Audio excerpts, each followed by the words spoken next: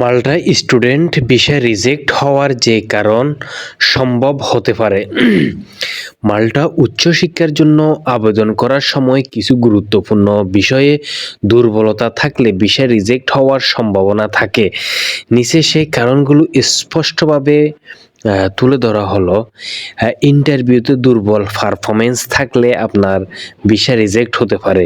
Visa officer আপনার কথা বলার মাধ্যমে অর্থাৎ প্রশ্নের উত্তরও ইংরেজিতে কথা বলার উপর নির্ভর করে আপনাকে যাচাই করে।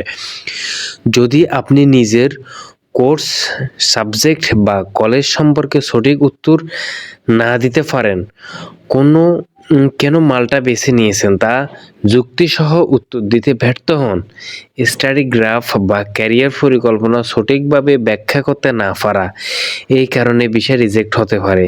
ফাইন্যান্সিয়াল ডকুমেন্ট সমস্যা থাকলেও হতে পারে। ভিসার ক্ষেত্রে আর্থিক সক্ষমতা অত্যন্ত গুরুত্বপূর্ণ, যা রিজেকশনের কারণ হতে পারে। ব্যাংক সংক্রান্ত প্রয়োজনীয় ডকুমেন্ট সঠিকভাবে গুছানো না থাকলেও হতে পারে।